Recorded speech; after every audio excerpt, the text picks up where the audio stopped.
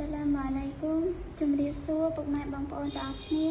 ថ្ងៃនេះខ្ញុំសូមមកឆ្លើយតបនៅសំណួរជាច្រើនដែលបងប្អូនតែងតែសួរទៅកាន់អ្នកម៉ែចាស់ទាក់ទងនឹងរឿងតុលាការក៏ដូចជាសុខទុក្ខរបស់ខ្ញុំផងដែរអល់ហាំឌុលីឡាខ្ញុំសុខសប្បាយធម្មតាទេទីឯការសិក្សាក៏ល្អប្រសើរដែរប៉ុន្តែផ្លូវចិត្តមិនល្អតទៅសោះក៏ព្រោះតែខ្ញុំគិតច្រើនបារម្ភច្រើនទាក់ទងនឹងរឿងក្តីបើគិតទៅរឿងក្តីបានកើតឡើងយូរហើយវារាប់ទៅជិត1ឆ្នាំដែរ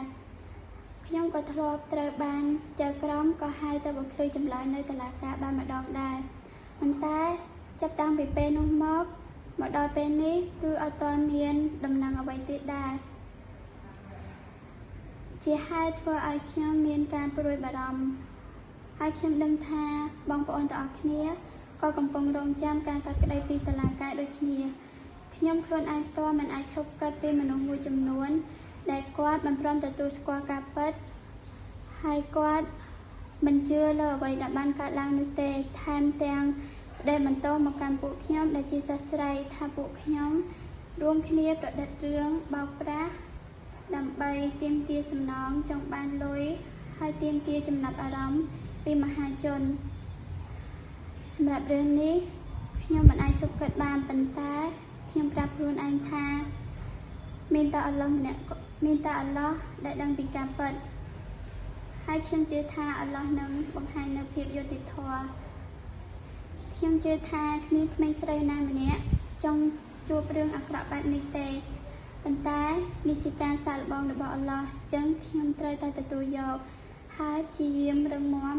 ប្រឈមមុខនឹងការពិតខ្ញុំសង្ឃឹមថាតុលាការនឹងធ្វើការកាត់ក្តីក្នុងពេលឆាប់ៗនេះទន្ទឹមនឹងនេះខ្ញុំសូមបកស្រាយទាក់ទងនឹងខ្ញុំសូមជម្រាបបងប្អូនទាំងអស់គ្នាថាខ្ញុំនិងគ្រួសារមិនបានទទួលយកការចរចានោះទេដោយខាងជនល្មើសបានប្រគល់ជាលុយ$5000ហើយទៅដី3ហិកតាដើម្បីសុំឲ្យម៉ាក់របស់ខ្ញុំដកពាក្យបណ្ដឹងប៉ុន្តែម៉ាក់របស់ខ្ញុំបានឆ្លើយតបទៅកាន់ពួកគាត់វិញថាម៉ាក់អត់ទទួលយកទេខ្ញុំសូមបញ្ជាក់ថាខ្ញុំខ្លួនឯងក៏មិនទទួលយកដែរព្រោះខ្ញុំត្រូវការយុត្តិធម៌មិនមែនលុយប្រសិនបើខ្ញុំទទួលយកលុយនោះមានន័យថាខ្ញុំយកកិត្តិយសទៅដោះដូរនឹងលុយអ្នកដែលធ្វើខុសគឺត្រូវទទួលទោសព្រោះតែប្រទេសមានច្បាប់សូមអរគុណ